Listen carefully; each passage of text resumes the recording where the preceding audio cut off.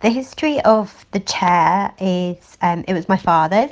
I believe he had it when he was about 12 years old, when he lived in a flat in Hampstead in London. It had always been a prominent part of the house that I inherited when my dad passed away. The chair, that is, sorry, and sat with the desk. Um, my dad used to sit on it for hours and hours, writing letters. So my father was a doctor, he was a surgeon, and he always had a PC. So we had one of the first PCs, which was an Amstrad, and he used to sit on the chair for many years and just write letters about things that he was very passionate about to bring about change. It was reupholstered by my mum, but the chair was looking really, really sort of old, dilapidated and tatty. The reason I gave the chair away was because the house that I inherited needed a lot of modernisation. So the whole house was being stripped and gutted. So we're having a new kitchen, new bathrooms, and the whole house redecorated. Um, I'm keeping the desk, but the chair was just really, really tatty. It looked really old. And I was being quite ruthless when I was packing things and getting rid of things. You know, I was like, it's just a chair, it doesn't mean anything, etc., etc.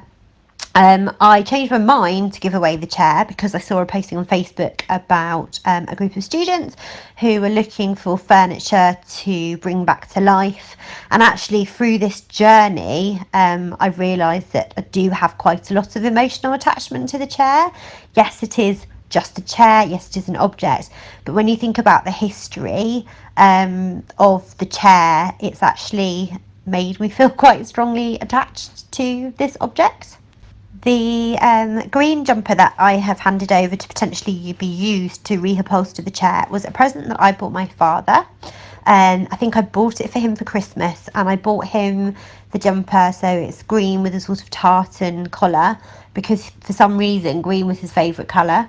He always used to wear green jumpers. I don't know if it actually was his favourite colour. Maybe someone once bought him a green jumper and then he just kept buying green jumpers, but I just remember he always used to wear green.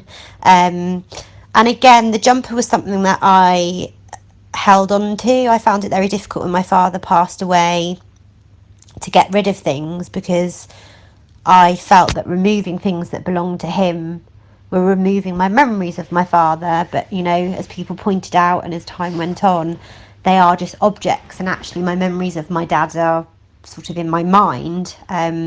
So holding on to all of his clothes didn't necessarily mean I was more attached to him, and getting rid of them didn't make me a bad person. So to kind of compromise, I did get rid of a lot of his things. I've actually got rid of all of his things, but I kept a few special possessions, and one of those was the green jumper. Throughout this whole process of handing over a chair and handing over the jumper, as I mentioned before, the chair was just an object. It was just a chair. It was a tatty old chair. But I think going throughout this process and actually talking about the chair and the history of the chair and the history of the jumper and reminiscing about my dad, I definitely would have the chair back.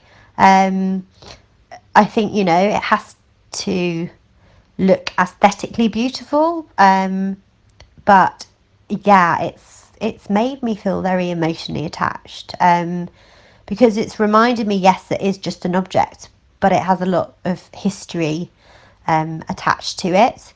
But as I mentioned at, you know, the beginning of this, I've also had to be quite ruthless, because otherwise my house would still be full of, you know, everything. So it would, you know, need to fit into the overall kind of aesthetics of the house. And